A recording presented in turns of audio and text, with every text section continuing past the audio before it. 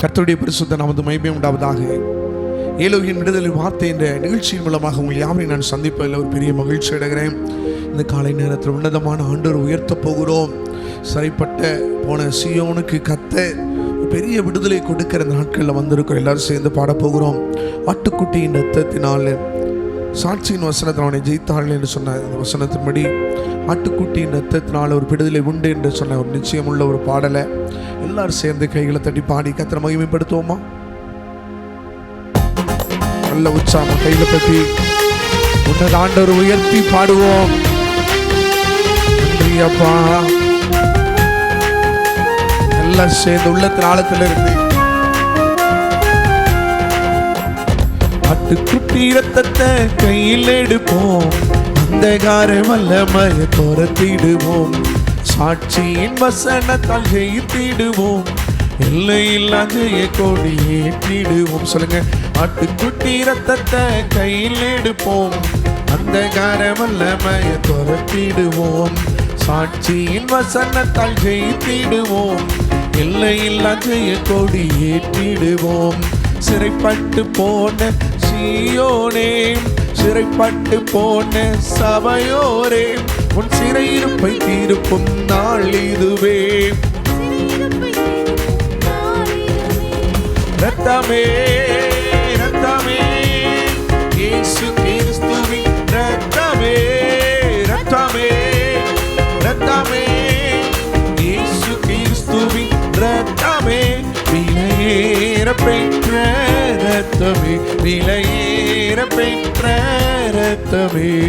ஆட்டுக்குட்டி ரத்தத்தை கையில் எடுப்போம், அந்தகார வல்லமையை துரத்திடுவோம், சாட்சியின் வசனத்தால் ஜெயித்திடுவோம், எல்லையில்லா ஜெய கொடி ஏற்றிடுவோம். ஆட்டுக்குட்டியின் ரத்தத்துல ஒரு பெரிய விடுதலை உண்டு. அந்தகாரங்கள் எல்லாம் அது முறியடிக்கப்பட போகிறது. ஆமென். எல்லாம் சேர்ந்து பாடுவோம். உமது ஜனங்கள் உம்மில் மகிழ்ந்திருக்க திரும்பவும் உயிர்ப்பித்து மகிழ்ச்சியாக்கும். உமது ஜனங்கள் உம்மில் மகிழ்ந்திருக்க திரும்பவும் உயிர்ப்பித்து மகிழ்ச்சியாக்கும்.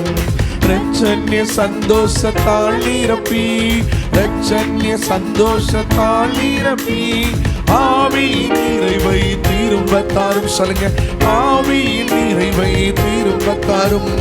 ரத்தமே ரத்தமே இயேசு கிறிஸ்துவின் ரத்தமே, ரத்தமே இயேசுவின் ரத்தத்தாலும் ஓ வல்லமை உண்டு.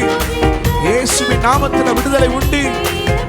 இயேசு ஒரு வார்த்தை சொன்னபடி அற்புதம் நடந்தது. சீயோனில் இருக்கிற சிறைப்பட்டு போன ஜனங்களுக்கு இந்த காலை நேரத்தில் ஒரு விடுதலை இறங்கட்டும், ஒரு சுகமளிக்கிற வல்லம் இறங்கட்டும். ஜனங்களுக்கு இருக்கிற எல்லா அடிமைத்தனங்கள் மாறுவதாக. சீயோனிலிருந்து ஒத்தாசி அனுப்புகிறவ, சீயோனிலிருந்து ஆதரவு கரத்தை நீட்டுவீராக.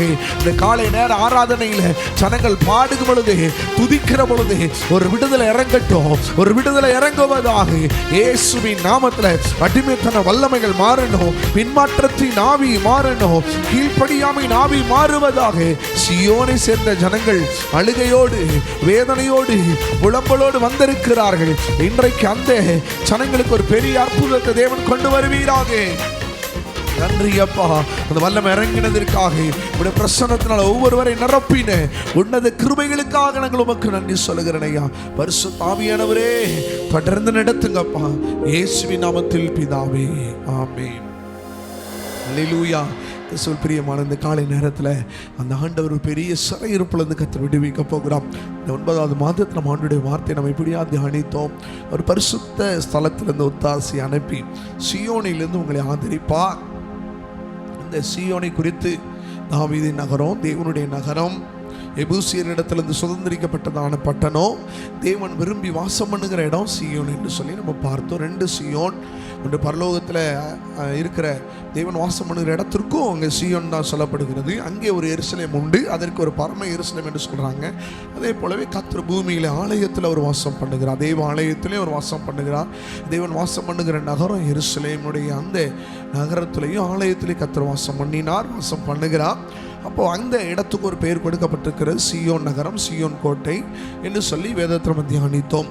ரைட். கடந்த நாட்களில் இந்த சியோனில் இருந்து வர நன்மை என்ன, சியோனிலிருந்து வருகிறதான ஆசீர்வாதங்கள் என்ன என்பதை நம்ம தியானித்தோம். தொடர்ச்சியாக அந்த சியோன்லேருந்து தேவன் நமக்கு என்ன கிருபைகளை தருகிறார், என்ன ஆசீர்வாதத்தை தரான்னு சொல்லி பார்க்கும் பொழுது ஏசாயா தீர்க்கதரிசன புஸ்தகம் 2வது அதிகாரம், ஏசாயா தீர்க்கதரிசன புஸ்தகம் 2வது அதிகாரம் 3வது வசனத்தை நம்ம வாசிக்கலாம். திரளான ஜனங்கள் புறப்பட்டு வந்து நாம் கர்த்தரின் பர்வதத்துக்கும் யாக்கோபின் தேவனுடைய ஆலயத்துக்கும் போவோம் வாருங்கள்.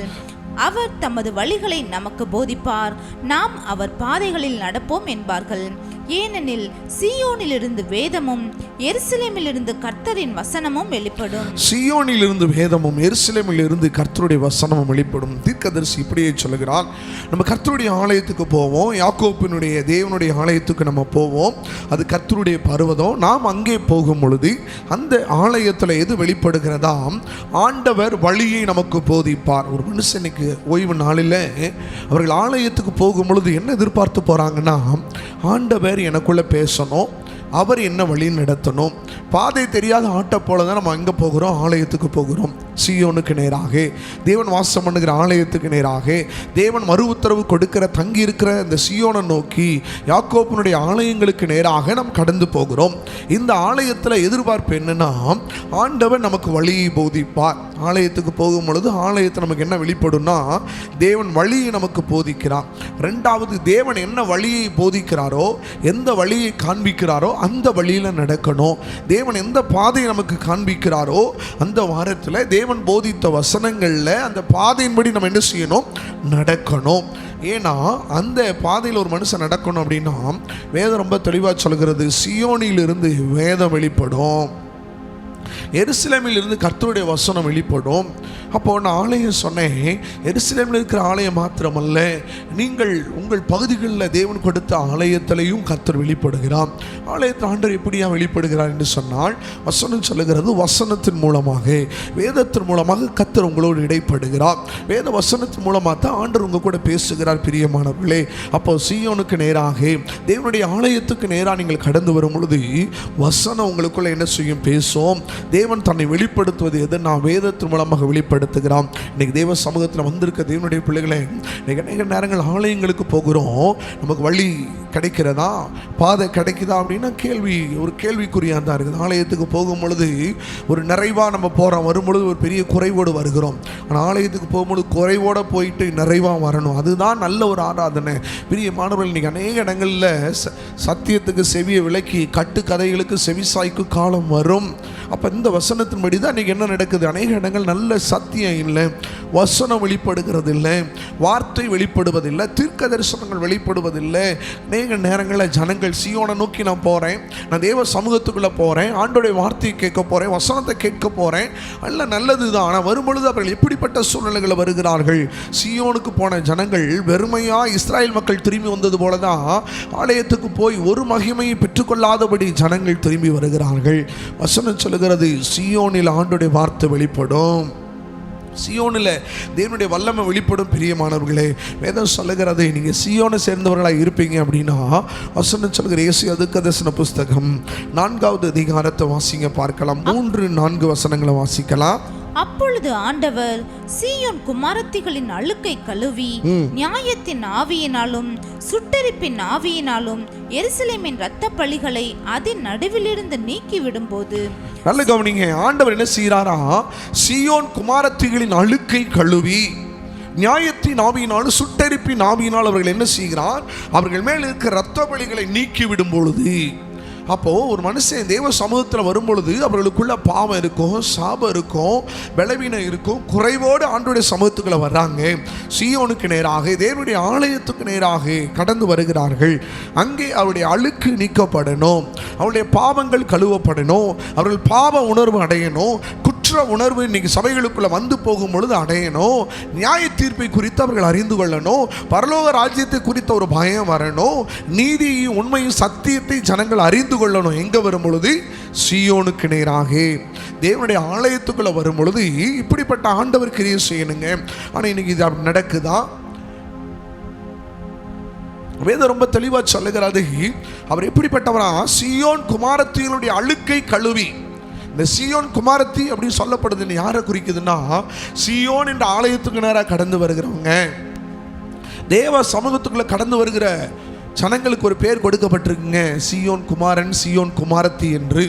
நமக்கு ஒரு அடையாளம் இருக்குது. நம்ம யாருடைய பிள்ளைகள்னா சீயோனுக்குரியவர்கள், தேவ ராஜ்யத்துக்குரியவர்கள், தேவனுடைய ஆலயத்துக்குரியவங்க. அதனால நம்ம என்ன சொல்றாங்க, சீயோன் குமாரத்தி, உன் அழுக்கை கழுவி விடும்போது, எப்போ உங்க அழுக்கு கழுவப்படுதோ அங்க என்ன ஆவியினால் நிரப்புவாரா, நியாயத்தின் ஆவியினால் நிரப்புவார். வசனம் சொல்லுங்க, சுட்டெரிப்பின் ஆவியினால கர்த்தர் உங்களை நிரப்புவார். உங்க மேல இருக்க ரத்த பலியெல்லாம் நீக்கப்படுமா. எருசலேமை பார்த்து, எருசலேமில் இருக்கிற ஜனங்களாகிய உங்களை என்னை பார்த்து, இஸ்ரவேல் மக்களாக இருக்கிற உங்களை என்னை பார்த்து தான் கர்த்தர் சொல்றாரு, உங்க மேல இருக்க ரத்த பலி கழுவப்படணும், நியாயத்தின் ஆவியினால நீங்க நிரப்பப்படணும், சுட்டெரிப்பின் ஆவியினால கர்த்தர் உங்களை நிரப்ப விரும்புகிறான். சீயோனுக்கு நேராய் வருகிற தேவனுடைய பிள்ளையே, சீயோனுக்கு நேராய் போகிற தேவ ஆலயத்துக்கு நேராக புறப்பட்டு போகிற பிள்ளையே, உங்க வாழ்க்கையில இந்த சுத்திகரிப்பு இருக்குதா? நியாயத்தின் ஆவி உனக்குள்ள இருக்கிறதா? சுட்டெரிப்பின் ஆவி உங்களுக்குள்ள இருக்கிறதா? அபிஷேகம் வல்லமை உங்களுக்குள்ள இருக்கிறதா? ஒருவேளை அப்படிப்பட்ட அபிஷேகமும் வல்லமை உங்களுக்குள்ள இருந்துச்சுன்னா, வேதத்தை நம்ம தொடர்ச்சியாக வாசிக்கும் என்ன சொல்லுதுன்னு பாருங்க. சீயோனில் மீதியாய் இருந்து, சீயோனில் மீதியாய் இருந்து, எருசலேமில் தரித்திருந்து, ஆண்டவருடைய சமூகத்துல தரித்திருந்து, ஜீவனுக்கென்று பேரெழுதப்பட்டவன் எவனும் பரிசுத்தன் என்று சொல்லப்படுவான். பாருங்க, சீயோனில தரித்திருக்கணும், எருசலேமில் தரித்திருந்து தன் ஜீவனுக்கென்று. ஏன்னா மீதியாக இருந்தது என்ற வார்த்தை சொல்லப்படும். எல்லாரும் ஆலயத்துக்கு போகிறாங்க, எல்லாரும் ஆலயத்தில் போய் எல்லா காரியம் செய்கிறாங்க. ஆனால் மீதியாக இருக்கிற ஜனங்களை தான் கர்த்தர் பார்க்குறாரு. நிலைச்சு நிற்கிற ஜனம், முடிவு பரியந்தமும் நிலைச்சு நிற்கிற ஜனம், எல்லா சோதனைகளிலும் நிலைச்சு நிற்கிற ஜனம், எல்லா யோபுவை போல உபத்திரவங்கள் வந்தும் ஆண்டவர் விட்டு விலகாத மீதியாக இருக்கிற ஜனம், வேதனைகளும் பாடுகளும் துர்ச்செய்திகள் அவமானங்கள் வந்தும் ஆண்டரை விட்டு விலகாம மறுதலிக்காம கர்த்தருக்கு உண்மையாய் கர்த்தரை சீயோனில போய் தேவ ஆலயத்தில் போய் ஆராதிக்கிற ஜனத்தை பார்த்து கர்த்தர் சொல்லுகிறார், ஜீவனுக்கென்று பேர் எழுதப்பட்டவன் எவனும் பரிசுத்தன் என்று சொல்லப்படுவான். நீங்க ஆண்டவருடைய ஆலயத்துக்கு போகிறோம், கர்த்தரை ஆராதிக்கிறோம், செபிக்கிறோம், துதிக்கிறோம், சீயோன்ல கைகளை உயர்த்தி ஆண்டவரே எனக்கு உதவி செய்யும் என்று சொல்லி கதறுகிறோம். ஆனால் வேதம் எப்படி நம்மளை பார்க்குது தெரியுமாங்க? மீதியா இருக்கிற ஜனமா இருந்தேன்னா உன் பேரை கர்த்தர் எழுதி உன்னை பரிசுத்தவான் என்று கர்த்தர் அழைப்பார். ஆலயத்துக்குள்ள போறவங்க எல்லாருமே பரிசுத்தவான் கிடையாதுங்க. ஆலயத்தை விட்டு வெளியில வருகிற எல்லாரும் பரிசுத்தவானும் கிடையாது. மீதியா இருக்கிற ஜனம் என்று வேதம் சொல்லுகிறது. திரள் கூட்டம் தேவ ராஜ்யத்துக்குள்ள கடந்து போகும்னு நினைக்கிறீங்களா? சிலர் தான் கடந்து போறாங்க. முடிவு பரியந்த நிலை நிற்பவனே ரட்சிக்கப்படுவான். சீயோன் என்பது தேவ ராஜ்யங்க, பரலோக ராஜ்யம். நமக்கான ஒரு பரம எருசலேம் இருக்கிறது, ஒரு புதிய வீடு, ஒரு புதிய ஆலயம் இருக்கிறது. நான் போய் உங்களுக்கான ஒரு வாசஸ்தலத்தை நான் ஆயத்தம் பண்ணியிருக்கேன். நம்ம எல்லாம் நினைக்கிறோம் எனக்கு இந்த வீடு தான், இந்த ஊர் தான், இந்த பட்டணம் தான் எனக்கு வாசஸ்தலம். இல்லை பிரியமானவர்களே, மரணத்துக்கு பின்னாடி உங்களுக்கான ஒரு வாசஸ்தலத்தை, உங்களுக்கான ஒரு ரட்சணியத்தின் சந்தோஷத்தை கர்த்தர் இந்த பூமியில் வைத்திருக்கிறார். இன்னைக்கு அதை விட்டுட்டு உலக சிற்றின்பம், ஊர் பெருமை, ஆடம்பரம், மனுஷ பேசின வார்த்தை எல்லாவற்றையும் வைத்து நம்ம ஓடிட்டு இருக்கிறோம். கர்த்தருக்கு நம்ம கணக்கு கொடுக்கணும். வேதம் இங்கே ஏசியா தீர்க்கதரிசி ரொம்ப தெளிவாக பேசுகிறார். எருசலேமிலே மீதியா இருக்கிற, சீயோனிலே மீதியா இருந்து எருசலேமிலே தரித்திருந்து, அப்படின்னு அர்த்தம் ஆலயத்தில் தரித்திருக்கணும். ஆலயத்தோடு என்ன செய்யக்கூடாது, விலகிடக்கூடாது. அப்படி பேரெழுதப்பட்டவர்களை வேதம் சொல்லுகிறது பரிசுத்தவான் என்று அழைக்கிறது. ஒரு ஆமென் சொல்லிருங்களேன். நிச்சயமாய் கர்த்தர் உங்களுக்கு அந்த அனுகிரகத்தை தரப்போகிறார். ஒரு அல்லேலூயா சொல்லுங்களேன். அடுத்த வசனத்தை வாசிங்க, பார்க்கலாம். சுருக்கிக் கொள்ள விரும்புகிறேன். வாசிங்க ஏசியா தீர்க்கதரிசன புஸ்தகம் 4வது அதிகாரம் 5வது வசனத்தை வாசிங்க தொடர்ச்சியா. அப்பொழுது கர்த்தர் சீயோன் மலையில் உள்ள எல்லா வாசஸ்தலங்களிலும் அதன் சபைகளின் மேலும் பகலில் மேகத்தையும், சீயோன் மலையில் உள்ள வாசஸ்தலங்களிலும் சபையின் மேலும் பகலில் மேகத்தையும், நல்ல கவனிங்க, பகலிலே மேகத்தையும் புகையையும், இரவில் கொழுந்து விட்டு எரியும் அக்கினி பிரகாசத்தையும் உண்டாக்குவார். மகிமையானவைகள் மேலெல்லாம் காவல் உண்டாகிருக்கும். நீங்க ஆண்டவருடைய சமூகத்தில் வரீங்களா, சீயோன் மலைக்குள்ள வரீங்களா, தேவனுடைய ஆலயம், தேவன் வாசம் பண்ணுகிற தங்கி இருக்கிற இடத்துக்கு நேரம், நீங்க சபைக்கு நேரம் நீங்கள் கடந்து வரும் பொழுது வேதம் சொல்லுகிறது மேக ஸ்தம்பமும் புகையும் இருக்கும், இரவில் அக்கினி ஸ்தம்பம் இருக்கும், அது அக்கினியாய் பிரகாசிக்கும் என்று கொழுந்து விட்டு எரிகிற அக்கினி. எப்படி இஸ்ரவேல் ஜனங்கள் ஆண்டவர் மோசையை கொண்டு நடத்தும் பொழுது மோசே சொல்றார், உங்களுடைய பிரச்சனை எனக்கு முன்னே போகாது இருந்தால் இந்த இடத்தை விட்டு என்னை அனுப்பாதிரும். கர்த்தர் சொன்னார், என் சபை உனக்கு முன்பாக செல்லும். ஆண்டவருடைய பிரச்சனை எனக்கு முன்னாடி போனா நான் போக மாட்டேன். ஆனால் வசனம் சொல்லுகிறது, கர்த்தர் சொல்லாரு, உனக்கு கட்டளையிடுறேன், பகலிலே மேக ஸ்தம்பத்தையும் இரவில் அக்கினி ஸ்தம்பத்தை கர்த்தர் கட்டளையிடுகிறேன்னு சொன்னார். அவர் ஆண்டவர் கட்டளையிடும் பொழுது இஸ்ரவேல் ஜனங்களுக்கு ஒரு அற்புதங்களும் அடையாளங்களாக இருந்துச்சு. அவர்களை கர்த்தர் சுகமாக நடத்தினார். அதே போலதான் சீயோனை சேர்ந்த ஜனங்களாகிய உங்களுக்கு எனக்கும் எப்படி இஸ்ரவேல் ஜனங்களுக்கு கிடைச்ச பாக்கியம். இஸ்ரவேல் ஜனங்கள் மாத்திரம்தான் மேகஸ்தம்பத்தில் அக்கினி ஸ்தம்பத்தில் நடந்தாங்களா? இல்லை பிரியமானவர்கள், உங்களை என்னையும் சீயோனை சேர்ந்த ஜனங்கள் எருசலேமை நோக்கி பார்க்கிற உங்களுக்கு எனக்கும் ஒரு மேகஸ்தம்பம் இருக்கிறது, உங்களுக்கு எனக்கு ஒரு அக்கினி ஸ்தம்பம் இருக்கிறது. ஒரு புகையை கர்த்தர் வைத்திருக்கிறா. கர்த்தர் நம்மளை சுகமாக நடத்துவார். சீயோனை சேர்ந்தவர்களை கர்த்தர் வழி நடத்துவார். பிரியமானவர்களே, ஏசாயா தீர்க்கதரிசன புஸ்தகம் 8வது அதிகாரம் 18வது வசனம் சொல்லுகிறது, இதோ நானும் என் கர்த்தர் கொடுத்த பிள்ளைகளும் சீயோன் பர்வதத்தில் வாசமாயிருக்கிற சேனைகளின் கர்த்தராலே நாங்கள் எப்படி இருக்கிறோம்? இஸ்ரவேலிலே அடையாளங்களாகவும் அற்புதங்களாக இருக்கிறோம் என்று வேதம் சொல்லுகிறது. நல்லா கவனிச்சுக்கங்க. தேவன் உங்களை எப்படி பார்க்கிறாரா? சீயோனுக்கு வந்த, தேவ சமூகத்தில் வந்த, தேவனுடைய ஆலயத்தில் வந்த உங்களை கர்த்தர் எப்படி பார்க்கிறாரா? அற்புதங்களாக அடையாளங்களாய் பார்க்கிறார். அல்லேலூயா. வார்த்தை ஆலயத்தில் வெளிப்படும், வசனம் ஆலயத்தில் வெளிப்படும். ஆண்டவருடைய வார்த்தை சொல்லுகிறது, தேவ சமூகத்தில் வருகிற உங்கள் அழுக்கெல்லாம் நீக்கி சுட்டெரிப்பின் ஆவியினால நிரப்பி உன்னை பரிசுத்தவாட்டியாய் கர்த்தர் மாற்றி உன்னை சுற்றி அக்கினி மதிலிட்டு கர்த்தர் பாதுகாப்பா. வசனம் சொல்லுகிறது, மகிமை உன் மேலே இறங்கும், உங்கள் மேலே இருக்கிற அபிஷேகம், உங்கள் மேலே இருக்கிற வல்லமை உங்களை பாதுகாக்கும். பிரியமானவர்களே, எல்லாம் ஒரு சீயோனுக்கு நேராக நோக்கி பார்க்கலாமா? எல்லாரும் அப்படியே கண்களை மூடுவோமா? ஹல்லேலூயா, ஹல்லேலூயா.